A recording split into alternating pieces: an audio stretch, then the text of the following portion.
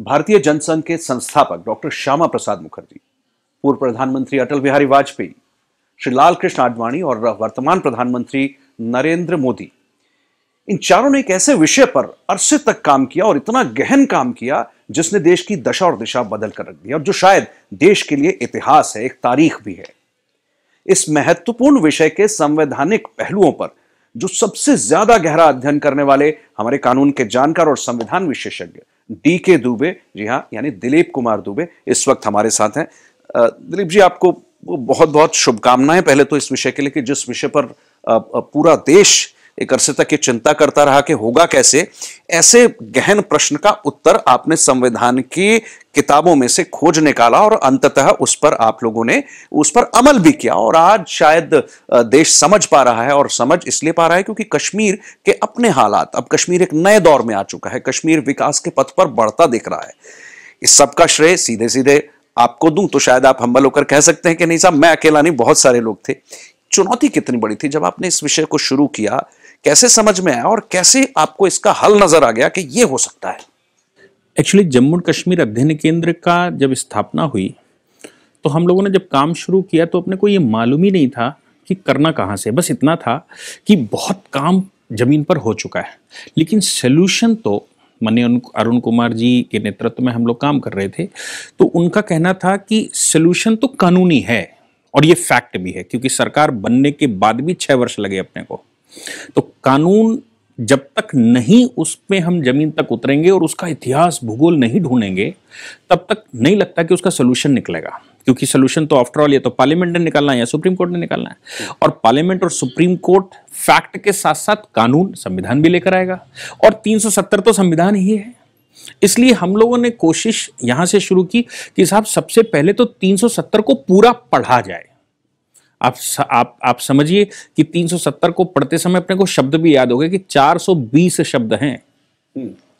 तो उन शब्दों के मतलब, एक एक शब्द का मतलब, कॉमा, इन्वर्टेड कॉमा का मतलब, फिर उसका इतिहास, उसकी जेनेसिस, और जम्मू कश्मीर कब से यहां तक यात्रा की, गवर्नमेंट ऑफ इंडिया 1935 ने क्या किया, पार्लियामेंट में क्या बहस हुई, उस समय संविधान सभा में क्या बहस हुई, उसके बाद 35 कैपिटल A कैसे आ गया, कानून कैसे लागू हुए, इन सबको हमने खोजा। केवल यहां नहीं, जम्मू कश्मीर के डॉक्यूमेंट्स खोजे, हमारे यहाँ के आर्काइव खोजी, इंग्लैंड की आर्काइव खोजी, और जहां से जो मिल सकता था, आप मानकर चलिए हजारों की संख्या में किताबें अपने साथियों ने पढ़ी। सौभाग्य मेरा था कि वो पढ़कर मुझे सुनाते थे, हम किसी और को सुनाते थे, और उसके बाद ये एक लाइन तय हुई कि साहब ये इसका सोल्यूशन है। वो फिर हमने देश को बताना शुरू किया। सौभाग्य उसमें हमारा ये भी था कि मुझे लीड करने का अवसर मिला, तो हमने वो देश को बताना शुरू किया। देश हमारा सात्विक है और देश हमारा बड़ा एनर्जेटिक है, लोग बहुत एनर्जेटिक हैं। बस सवाल अगर कहीं पर आता है तो आप सोल्यूशन देते कैसे हैं?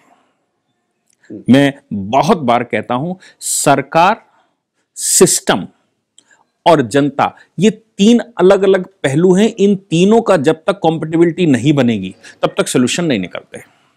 अब सरकार है, माननीय मोदी जी के नेतृत्व में सरकार बनी, और वो जम्मू कश्मीर पर पहले यात्राएं मुरली मनोहर जोशी जी के साथ, और उसके बाद भी बहुत करते रहे। कारगिल युद्ध में उनका रोल रहा। सरकार बनने के बावजूद पार्लियामेंट की कुछ समस्याएं हैं, लेकिन 370 के लीगल पहलू, वर्ड को समझाना, जनता को समझाना और सिस्टम को कन्विंस करना। सिस्टम से मतलब हमारे पास जो एडमिनिस्ट्रेटिव मशीनरी है, क्योंकि आफ्टर ऑल उसका एक रोल है, तो सरकार चाहती है, करेगी। पार्लियामेंट में मेजॉरिटी आपकी है, लेकिन राज्यसभा में नहीं, उनकी ये चैलेंजेस हैं।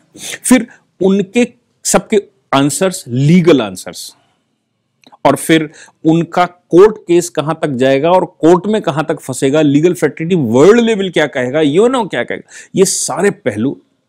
सौभाग्य हमारा था कि हमारे समय पर जब इस पर काम हम कर रहे थे तो मोदी जी प्रधानमंत्री बन गए, जो पहले से पूरे विषय के बहुत अच्छे जानकार और स्पेशलिस्ट थे और काम कर चुके थे। उन्होंने अपनी हड्डियां गलाई थी उसमें। तो जाहिर सी बात है, अगर सिस्टम कन्विंस हो जाएगा तो सरकार तो तैयार बैठी है। सिस्टम को कन्विंस करने के लिए अपने ने उस पर काम किया, और सिस्टम कन्विंस हुआ तो उसको उड़ाने में समय नहीं लगा कुछ। ठीक, वो हमने देखा 5 अगस्त को जो संसद में हुआ, और जिस तरह से मजे की बात ये थी कि उससे पहले बहुत लोग कहते थे कि अगर ऐसा किया तो पता नहीं क्या क्या तूफान आ जाएगा, और अच्छी बात यह है कि जब ये हो गया तो उसके बाद कुछ भी नहीं हुआ जिसकी बार बार चेतावनी, धमकी ऐसा दिया जा रहा था।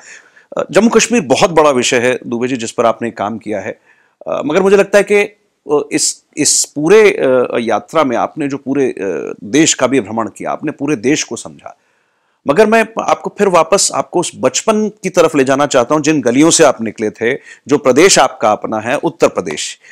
देश की सत्ता जिस तरह से चल रही है हम सब देख रहे हैं, परिणाम हम सबके सामने आते ही हैं।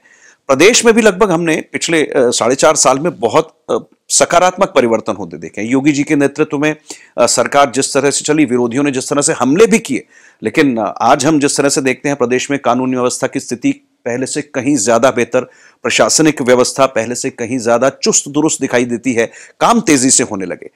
उत्तर प्रदेश की इस पूरी व्यवस्था को आज 4.5 साल बाद, आप वहां से आपका रिश्ता है, नाता है, बचपन आप वहां का गुजरा, वहां की व्यवस्था को आप संवैधानिक विशेषज्ञ होने के नाते से किस तरह आंकते हैं? कैसा चल रहा है उत्तर प्रदेश? मुझे लगता है कि जो उत्तर प्रदेश को स्थान मिलना चाहिए था वो बचपन से नहीं मिला। बचपन से मतलब जब देश आज़ाद हुआ तब से नहीं मिला। एक्चुअली पाकिस्तान का निर्माण भी उत्तर प्रदेश से ही हुआ था। उत्तर प्रदेश में ही मुस्लिम लीग के बड़े आंदोलन हुए थे, जिसकी वजह से पाकिस्तान बना।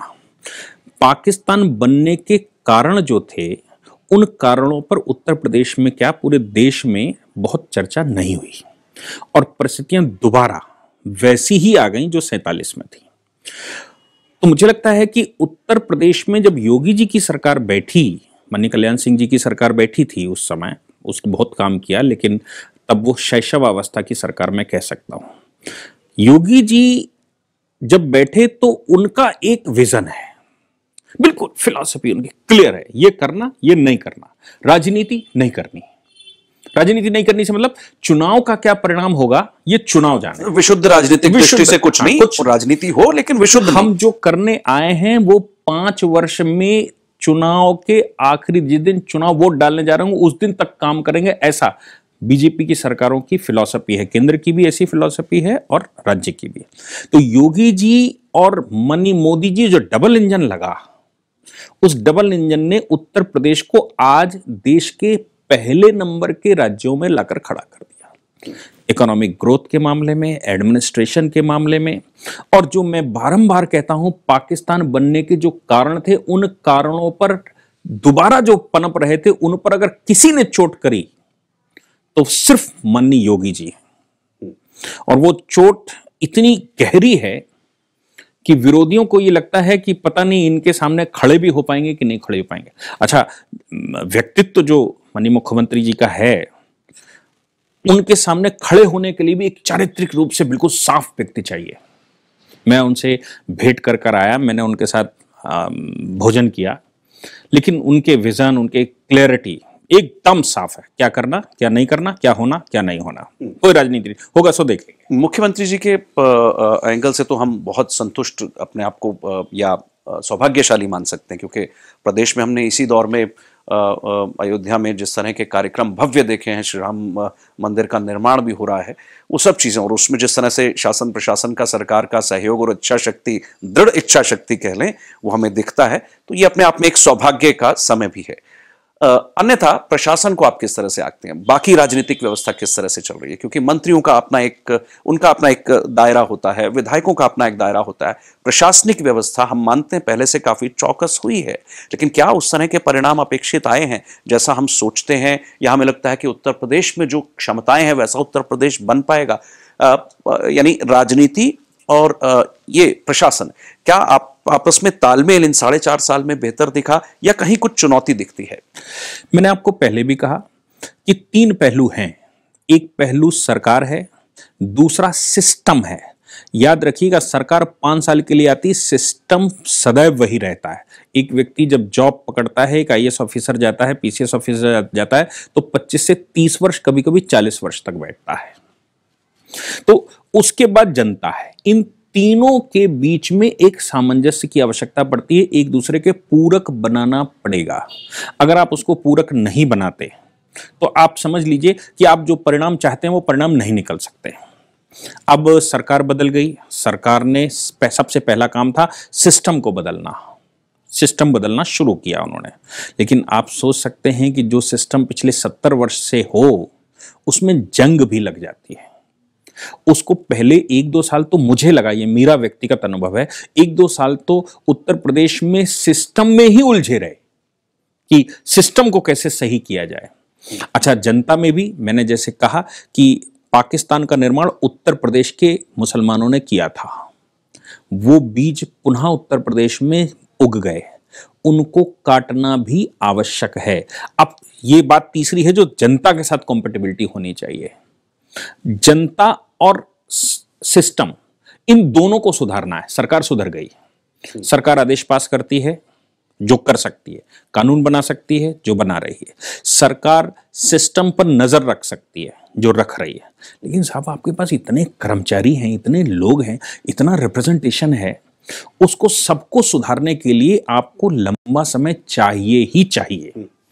मैं मानता हूं कि माननीय योगी जी की जो दृढ़ इच्छा शक्ति है और मार्गदर्शन माननीय मोदी जी का है, उसने उत्तर प्रदेश की तस्वीर पलट दी है।